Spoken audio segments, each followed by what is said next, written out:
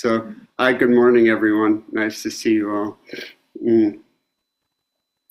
I want to talk more about my perennial talk topic, which has to do with Shikantaza and just sitting practice. And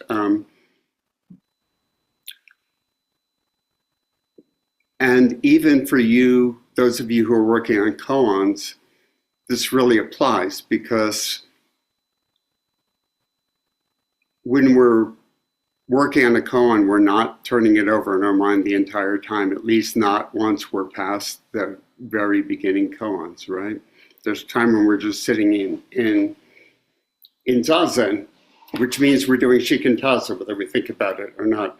I know some people like to go back to mu or hu as an anchor when they're not working on another, specifically when the koan's not in their mind or when they're just sitting. I would encourage everyone to do some empty sitting, though, some sitting without an object, which is what Shikantaza is, because as long as we're doing, there's to some level Tetsuro or Korin or Futai or Jodo is involved, which is to say our personality is involved, our ego's involved. And a lot of growth and practice happens when we get out of the way. And it is possible to get so absorbed in a focus like mu that we do forget the self. But I would hope that everybody works some with objectless practice as well. The paradox always is that we usually need a technique to get there, right? We need to start with the technique. But the way to work with it is that once we feel focused and in the groove with the practice, what happens if we just release all effort, all trying, all doing, okay? So, and then the universe gets to grow. It's the same way it grew my arm, right? I was not involved.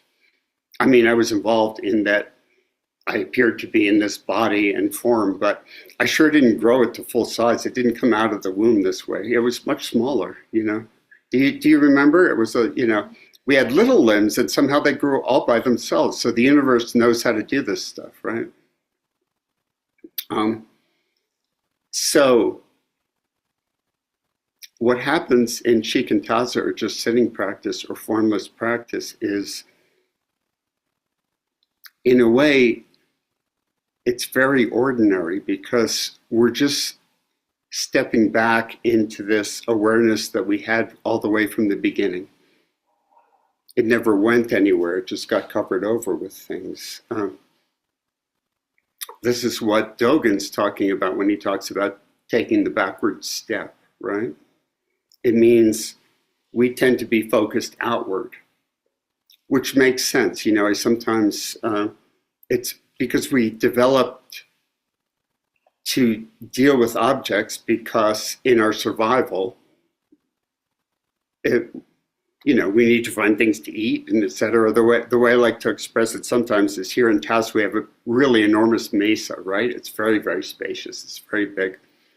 And if you picture us 10,000 years ago, early in human history on this continent at least, that's not so early in terms of our whole human history, but about 10, 12,000 years ago, they think the first people were living here.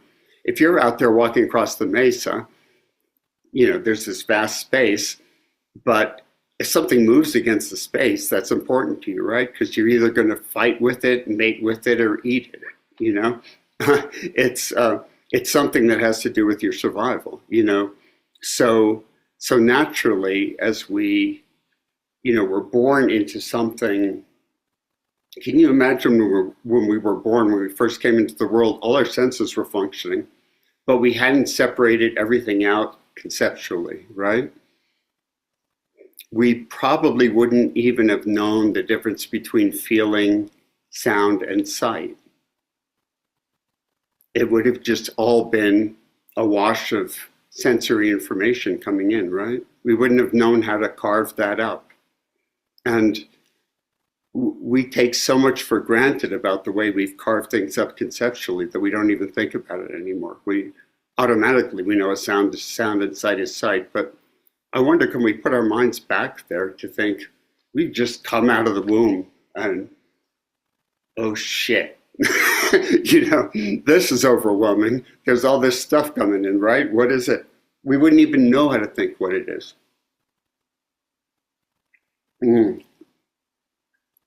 But what happens is, as we start to, this is known developmentally, I've talked about it before, that once we start to give names to things, the first word for many people all across cultures is ma, identifying mom.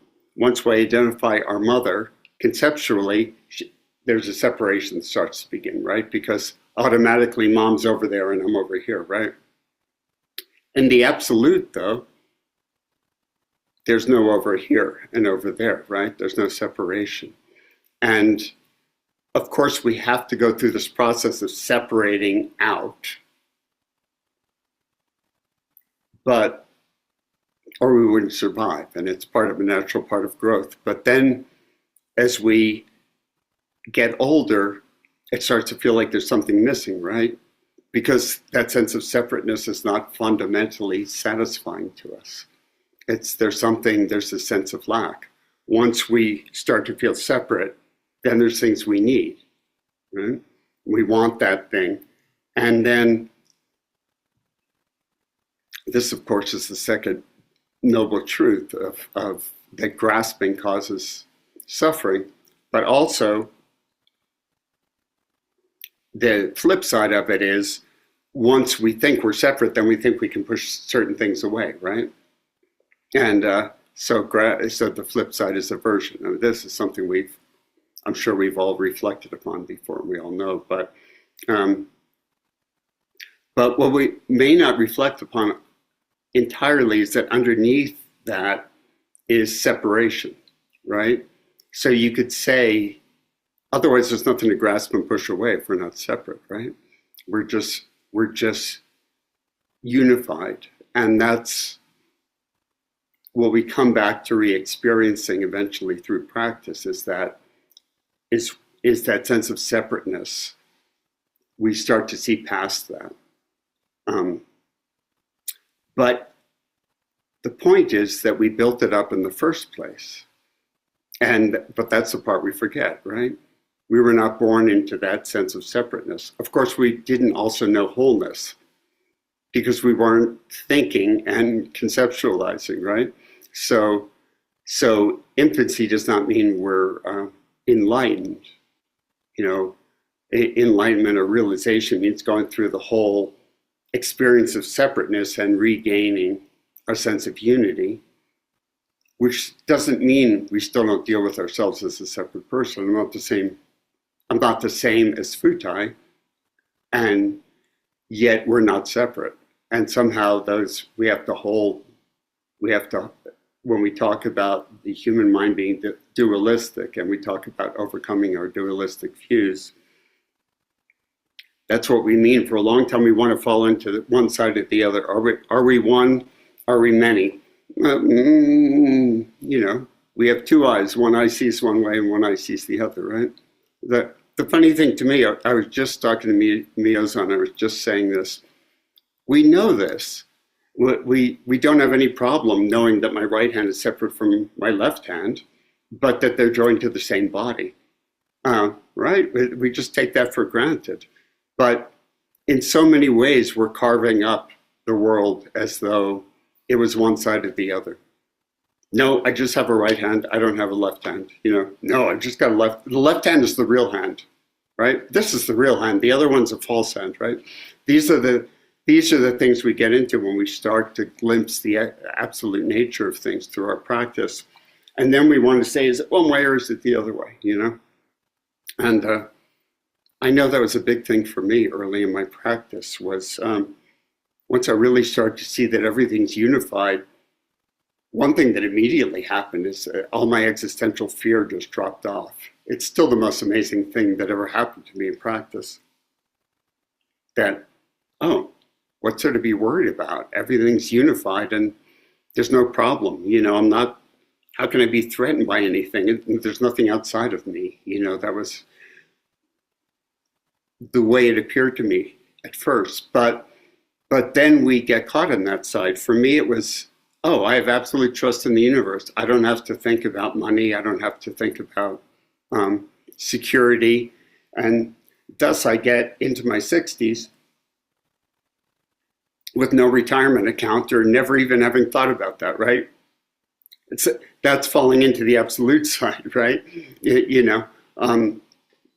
Yeah, we should really take care of the relative as well. So, I've gotten better at that. Now I have a retirement account, but there's almost nothing in it. So, yeah, we're always wanting to fall to this one side or the other. And this taking the backward step, it may seem like a theoretical or a philosophical thing, but I can assure you Dogen knows exactly what he's talking about. When he talks about that, where we tend to have lost sight of the background awareness that's functioning all the time, and we get lost in the objects that are in awareness, right? In Shikantaza, we're stepping backward into awareness and we're letting the objects come and go.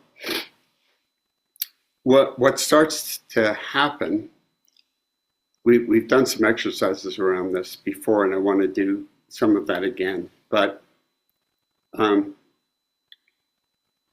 what starts to happen is we live more and more in that, not in the background in a way that we're attached to it, but our kind of home ground becomes more in that awareness. And then the stuff of life goes by, but it's not always hitting us and creating pain in the same way, right? Because we have a different perspective. We have a broader perspective. I was just talking about this with Jodo. There's all this stuff happening in the world. We don't want to be cut off from it. And yet we don't. There's a position where we can allow it to affect us without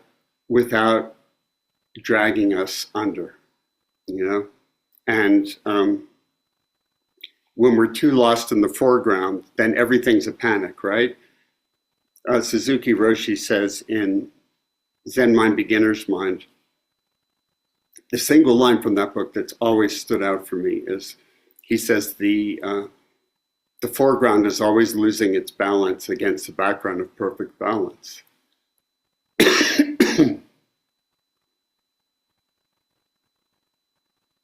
The background of awareness, if we're standing there, we're less disturbed by the foreground. We can choose to allow ourselves to be somewhat disturbed by the foreground, and I think we should, because we don't want to become cold and uncaring.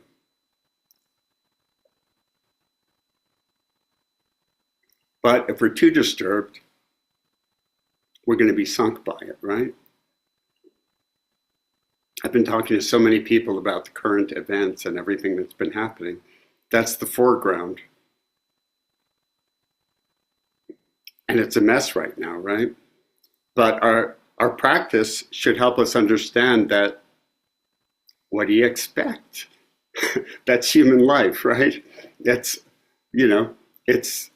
we might go through relatively calm periods in our own life. We might go through relatively calm periods socially and politically, but our practice tells us it's not going to last. And there's going to be, one way or another, suffering is going to raise its head again. And this is something I deal with my university students all the time, especially the young ones. Very often, when people's lives are not going well early in adulthood, they think there's something wrong with them. And I know that very well because I thought that. I thought, what's wrong with me? Why am I, why am I having so much trouble in life? You know, we weren't raised to expect, we weren't really raised in this culture to know things were going to be problematic, were we? I mean, I thought things were problematic, of course, as long as I was a kid and as long as I was a teenager and as long as I was in high school and all that stuff. But once I was out of all that, you know, I was just going to have the house and the car and the microwave and, you know, the white picket fence or whatever. I wasn't exactly thinking that way, but I somehow thought you come into adulthood, you don't have to listen to what your parents are saying anymore, and everything's going to be fine, you know. And nobody ever told me that things aren't going to be fine. There's going to be all sorts of trouble. It's not, the fact of trouble existing is just part of the basis of our relative reality. It's not, you know, when I first fell into a depression in my early 20s, a really bad depression, I thought, oh my God, there's something really wrong with me. What's wrong with me? You know, I didn't realize that happens to everyone, you know. I didn't realize the foreground's always going to lose its balance. And nobody had ever told me about the background. You know, that's what I came to Zen for, is to learn, oh, there's a different standpoint. There's a, this is maybe an unconventional direction to go in what's supposed to be a Dharma talk, but there's this film, and I don't know if I've mentioned it before, but I recommend it to everyone if you can find it. It's called A Beautiful Mind, and it's about, it's based on the true story of, when we get into discussion, someone will remember the famous economist's name, which I can't remember now. Nash, was it Nash? Anyway, it doesn't matter. He's a genius economist, and he won the Nobel Prize. And I find it odd that there's Nobel Prizes in economy, but apparently there are. And he was a renowned genius. And the film tells the story of how these three figures start to come into his life. One of them is very troublesome. It's a KGB agent who's trying to recruit him. And the other two are not necessarily troublesome. They're his college roommate and the roommate's kid. And the movie's very skillful in that it draws you into his reality, which is that these figures are real and he's really being recruited by the KGB. And gradually you come to realize that no, he's going crazy and there is no KGB agent. And in fact, there's no KGB agent and there's no college roommate and college roommate's child. It takes quite a while for him to realize any of this. At first, he just starts to lose it overall. And so he's basically having a psychotic break. And so they put him on the antipsychotic medications. And sure enough, that stops his delusions. These three figures are completely imaginary, right? So the correlation I'm making is we all have more than three figures which are entirely imaginary somewhere in our life which we take as real and they cause us pain. They're not always externalized figures like he was seeing. Mostly they're mental patterns, right? The mental pattern I had for a long time was there's something deeply wrong with me. There's something deeply wrong with me. Boy, is it ever a relief to be able to release that mental pattern and know that I'm just human, you know?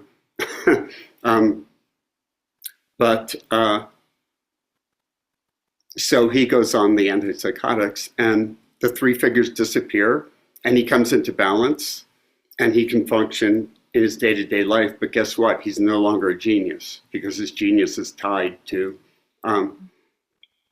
that expansive mind, which also gave rise to the psychosis. So it's not acceptable for him to take the drugs because they kill everything that's wonderful about him, as well as everything that's delusive. The reason I'm talking about the film is, aren't we all like that? You know, we've got all this stuff in our heads and hearts. Some of it's more genuine, some of it's marvelous, some of it's delusive, and it's all mixed up, right? And that's the way it was for him.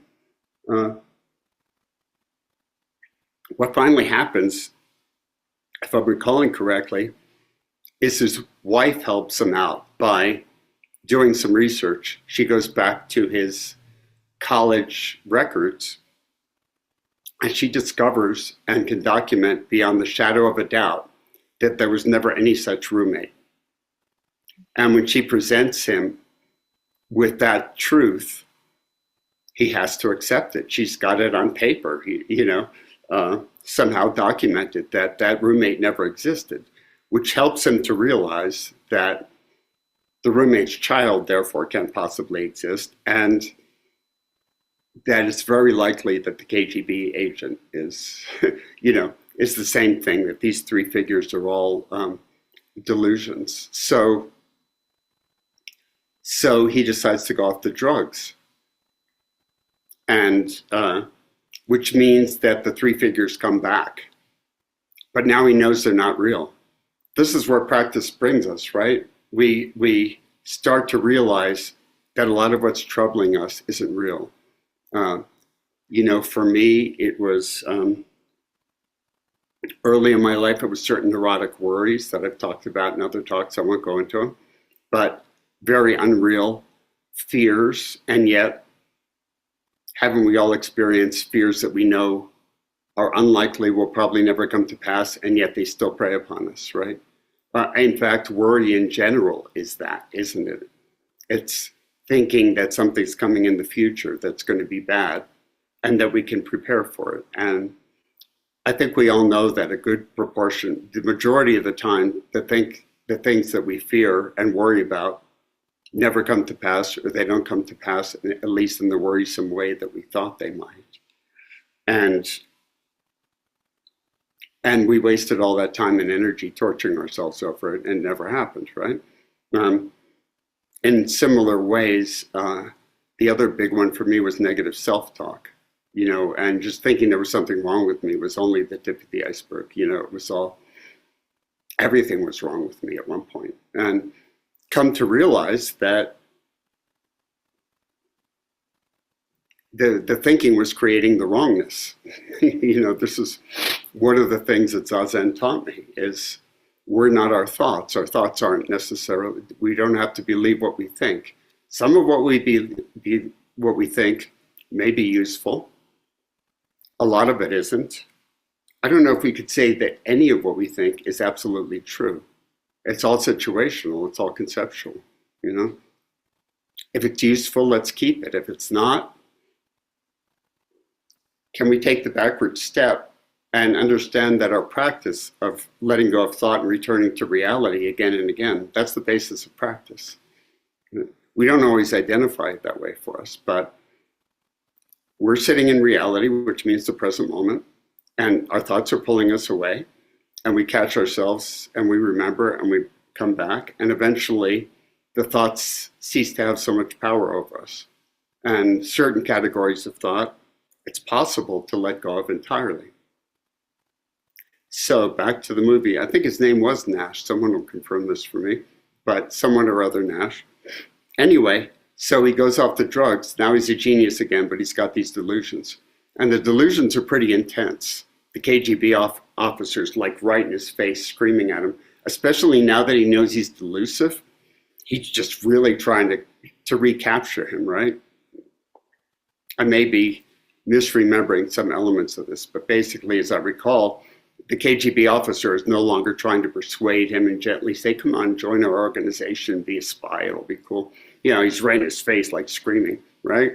And what Nash has to do is let him scream and not get caught in reaction and not get caught in mental fabrications about what he should do about this, because all of that is just getting caught in the delusion, right? What he has to do is allow the delusion to be and not react to it, right?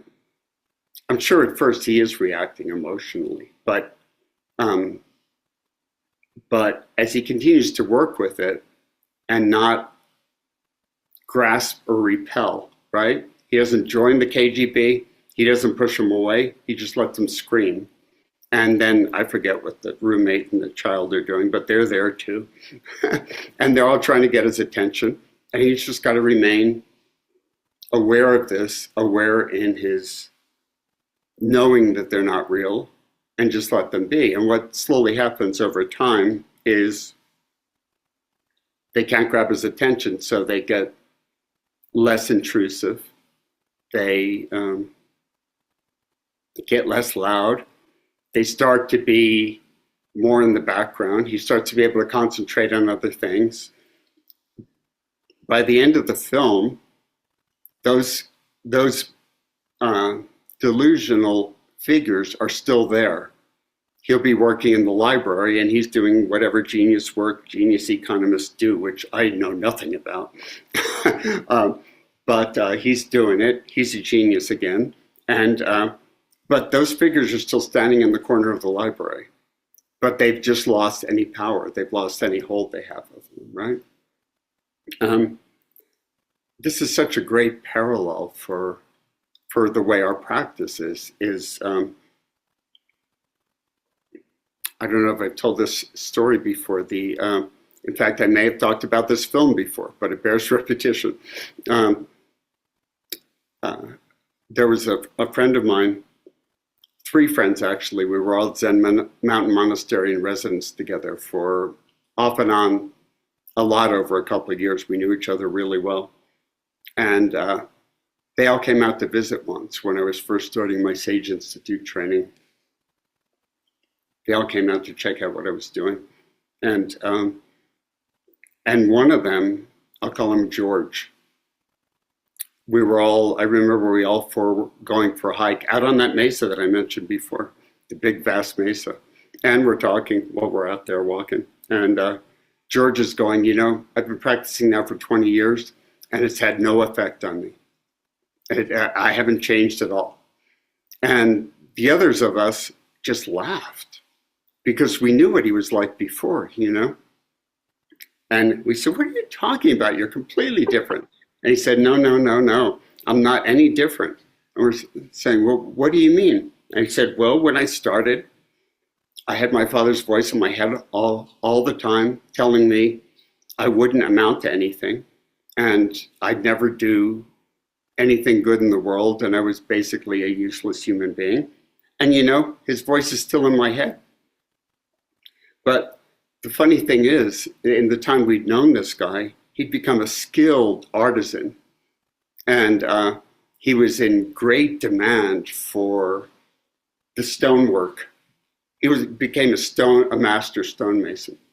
And we're like, but you're a master stonemason. Your dad wasn't right. And he said, it doesn't matter. I'm doing my master stonemason work and Dad's still telling me I'm no good.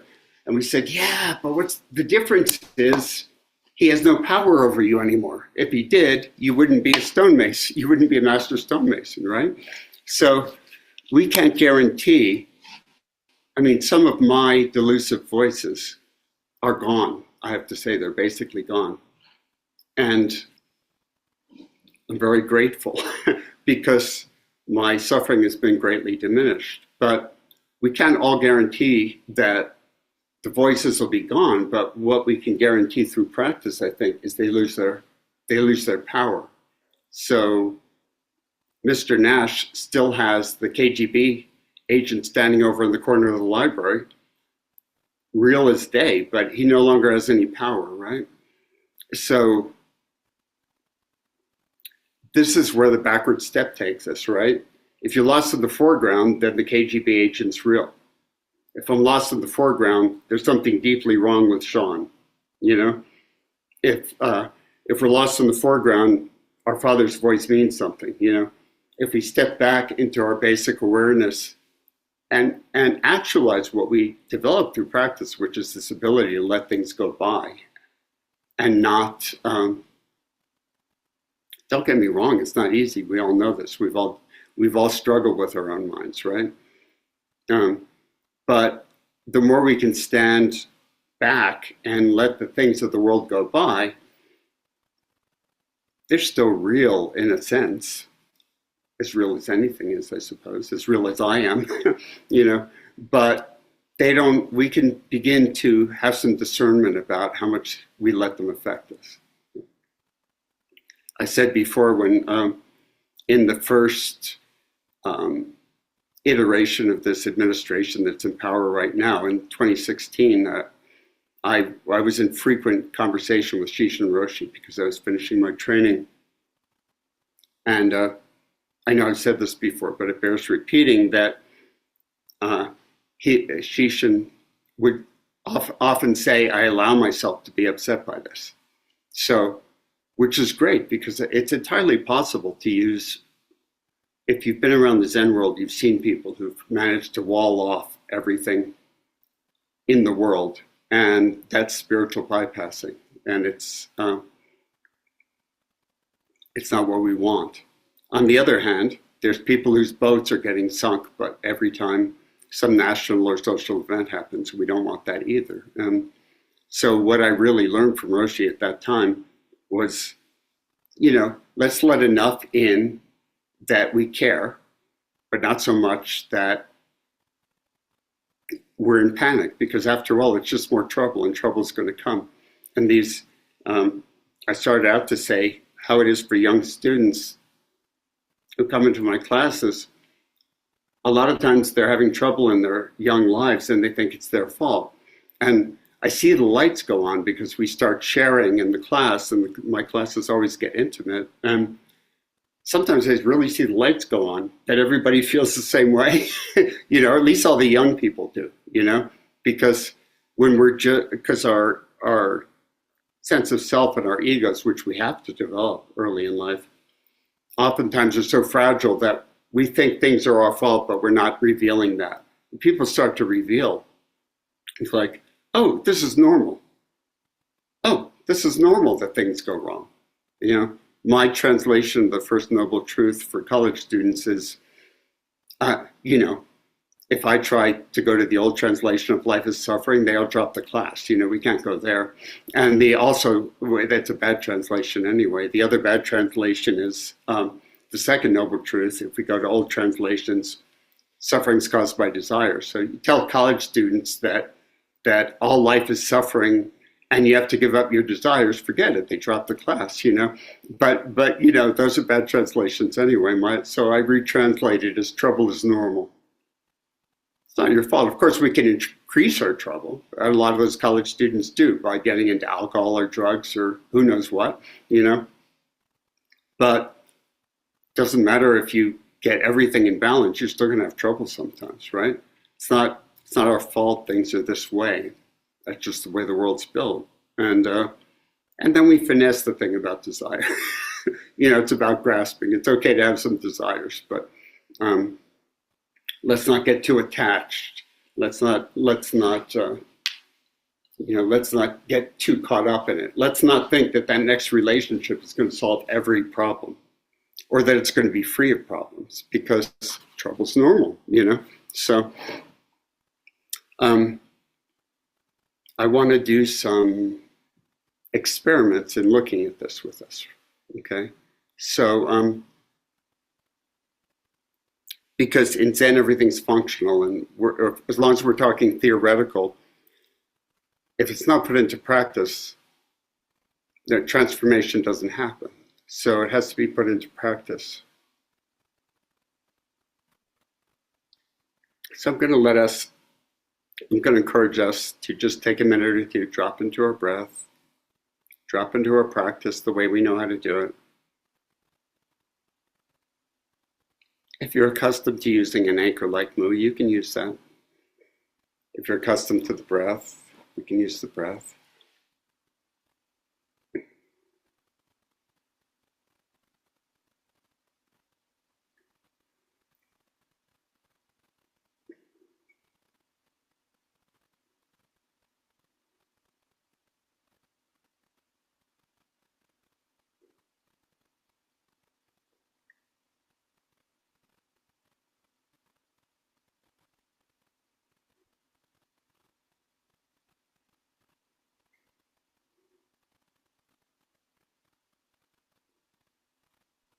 Okay.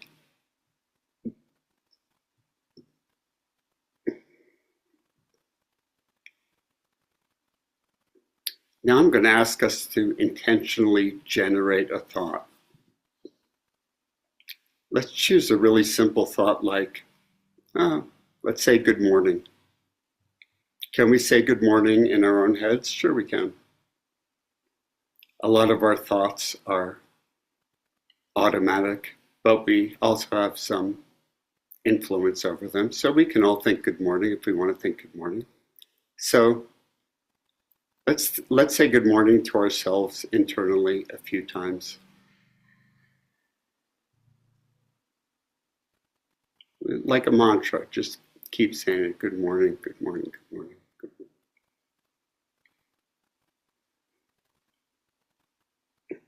Now, good morning doesn't have too much attractive force to us, does it? We just generated the thought. It's not particularly important. So many thoughts come in and we fasten onto them like Velcro, right? Or we want to push them away. But this is a neutral thought. Good morning, good morning, good morning. So let's take a look at how this works. This thought is appearing to us. We tend to say a thought appears in our mind, right? Now, what is this thing called our mind? It can feel like a little container in our head, but let's back up a little from that. Let's take the backward step and notice this thought that we keep generating. Good morning, good morning. It's appearing in a certain way to us. We could think of it, we often think of it as a frame that we call our mind. This appears in our mind. But other stuff appears in that same space. For instance, let's let a bodily sensation in. I bet you've got a feeling in your knee or your bottom or your shoulder. Can that occupy the space along with, let's keep saying good morning. Now we have good morning and my shoulder. It's good to keep our eyes closed for an exercise like this. Doesn't my shoulder appear in the same space that good morning appears? Pretty much, you know. So how about sound? Is there any sound in our environment? Well, you've got the sound of my voice. That's appearing in that same space, isn't it? It's appearing to the mind in much the same way our own self-generated thought and our own sensations appearing, right? And then we started out with the breath or mu. That's appearing also in this thing we call our mind. But let's even drop that concept of my mind, because that starts to feel like an enclosed space. Isn't this a big field that it all appears in? Can we bring some of our attention to the space as well as the object in the space? We tend to get fastened on the objects of our awareness.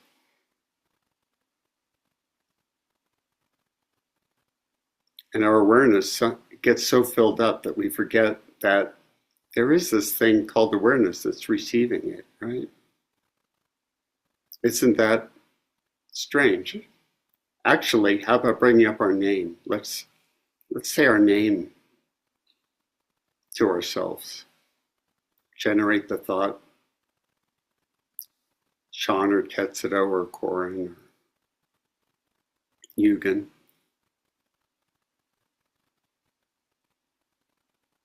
Or just let's choose our worldly name even, because that's got so much more of a sense of weight and reality.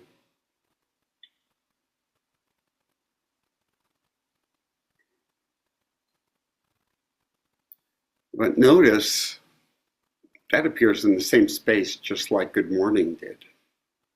it seems to have all this weight and relevance to it because it's my name. But really, doesn't it just appear in this space of awareness like everything else? So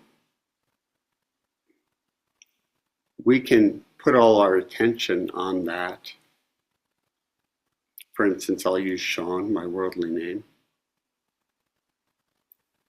If I go forward and collapse into that, then everything else that I think a Sean is comes into that, which mostly is kind of a nest of problems, isn't it? I think I have a continuous past, but that's largely unexamined. If I look back there, there's not so much in it. There's certainly not 68 years of past all continuous, although that's the way I think of it. But what if we back up into this big frame? Isn't it just another set of ideas? It's not even continuous. We could sit down, probably in a day, I could tell you everything I remember. It's certainly not 68 years, you know. And also tied up in Sean is what I think is going to happen to him later. That's all a story, isn't it? Later might never happen. Okay? We all actually know this. We just don't tend to think that way very much, right? What if we've had this possibility of doom hanging over us all our lives, right? The atom bomb, what if it dropped right now? There'd be no later, right? And that happens to people. We all know people who've died unexpectedly. And they were all thinking about later too. So later isn't real at all, is it? So what's more real? This awareness in which it all appears, or these things that float in it? And yeah, my shoulder's real enough. I have to deal with my shoulder, but so deal with my shoulder, but let's not forget the background, which is, here I am aware, and all this stuff passes through awareness. That's the part we forget all the time. We use this awareness all the time. If we didn't, we wouldn't get to the Zendo on time. Well, maybe some of us didn't. But anyway, we attempt to get to the Zendo on time because we're using this awareness, so we know where the Zendo is. Or we get on Zoom on the right time. This is using awareness, but we don't tend to notice the awareness. We notice the time. We notice this thing called Sean has to get there on time, or maybe people think badly of him. I don't know, you know. In fact, I can get really nervous about getting there on time. But all this stuff is the foreground, right? What if we just take the backward step and just let all that stuff go by?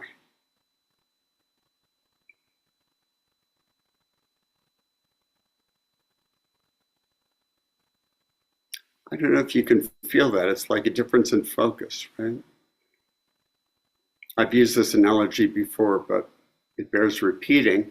When we go into a new house or apartment we're going to move to, and it's empty, don't we step in and we go, oh, this is a nice space? And then, of course, we move all the furniture and stuff, and then we stop seeing the space. But that's the same thing I'm asking us to do with our mind. We can look at the objects of awareness, or we can look at the space, which is just awareness itself, right?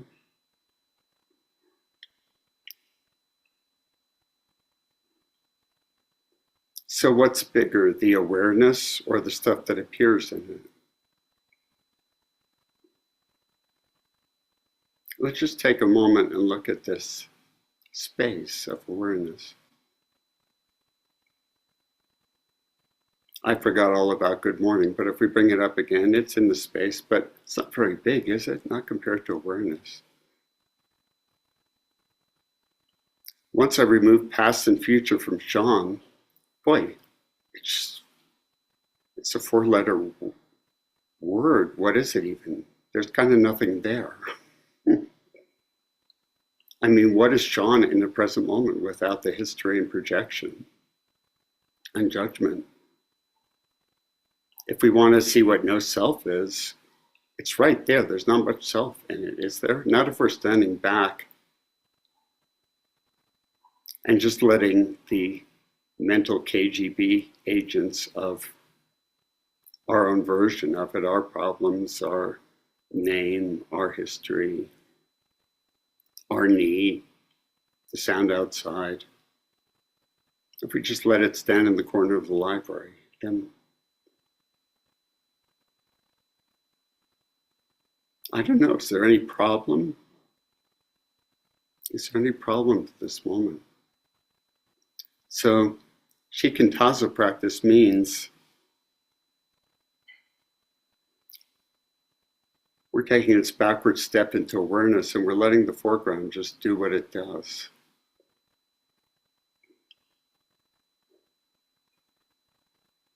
If there's something really sticky that appears in the foreground and we get caught there, often a thought, maybe almost always a thought, or pain in the body or something. If we catch ourselves, can we still stand back from it and let there be space around it? And notice that that quality of stickiness or attachment is also just another object of awareness. It's just another set of feelings or perceptions that appears in this space.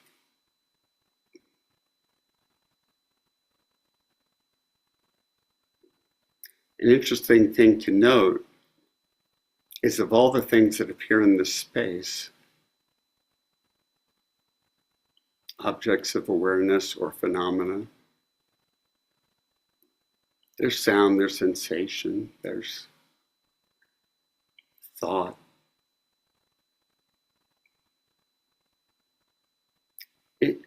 Isn't all phenomena created equal from the standpoint of awareness? Just stuff that rises and falls in the space. That's the way the world would have appeared to us when we were born. None of it would have been weighted any differently because we didn't have this idea that I have a self and some of this belongs to me and some of it doesn't. So you see a child waving its arm in front of its face. That's fascinated by it. What's this object in front of my face? I'm talking about infancy. At first they don't know it's their arm and they'll eventually have control over it, right? It's just another phenomenon. So the perspective of Shikantaza or just sitting, which we all inhabit when we're not actively working on a koan or the breath or something, is we're just resting in awareness and we're letting everything be as it is.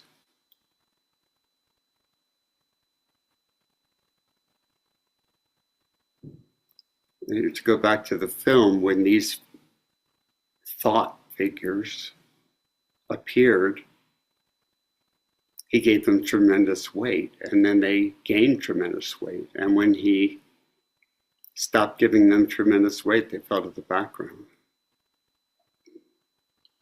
So the mind we've learned in some way to sift through these phenomena and give some of them weight as part of the self, and some of them, there's a sound outside, it's not consequential, it's not part of me, but this feeling that I call my shoulder, I'm categorizing as part of me. But what if we stand back? Isn't it all just equal phenomena appearing in the same space?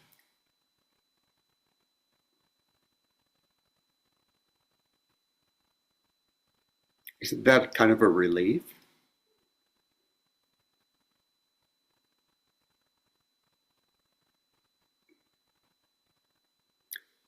What if we let something like pain float in that space? Now, it may not be possible. There's an effort that was involved in the film, and Nash backing up and letting these figures be without getting caught in reaction. There's a price to letting go of attachment, which is it's uncomfortable.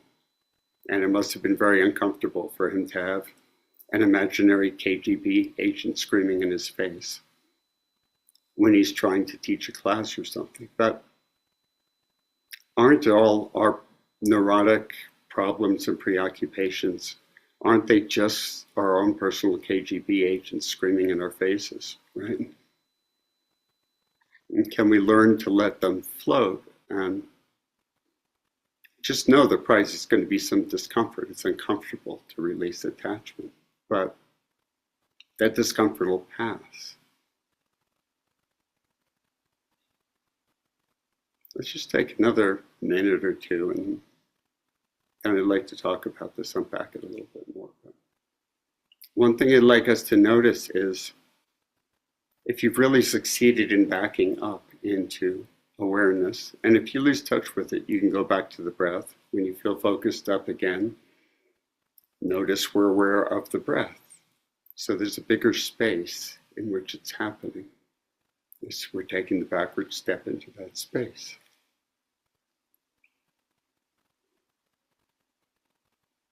Just take another moment or two and understand there may be some effort or discomfort in doing that, but once we're centered in that space, I'd like us to notice, does awareness take any energy?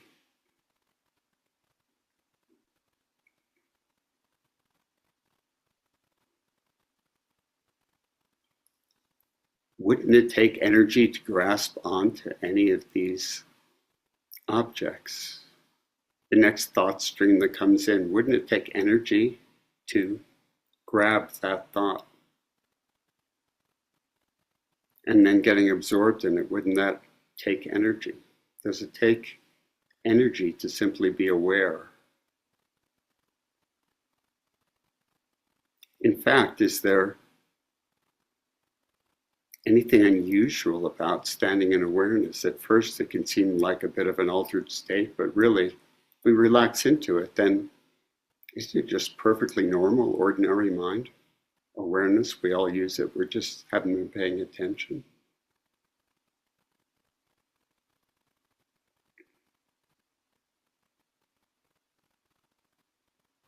And being in awareness in this present moment, without tussling with past and future and et cetera, and judgment, all the stuff that preoccupies us. Isn't it kind of pleasant just to be alive in this moment?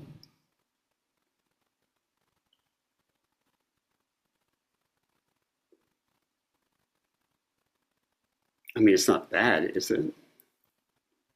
The suffering, doesn't the suffering come from grabbing onto and tussling with all these things? Especially the thorniest thing for me to grab onto would be Sean. I mean, having a Sean is a little like having a poorly behaved pet, right? It's, pees on things in the wrong places and chews up the furniture and bites people. And, got all this difficulty to it. But isn't just being alive in this moment in awareness, it's not difficult, is it? It's kind of nice.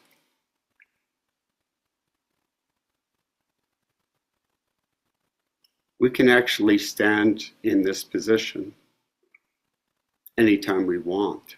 And I encourage us to practice this way, not just when we're sitting. It doesn't mean that we can't pick up any of the objects and do whatever we need with it. Eventually,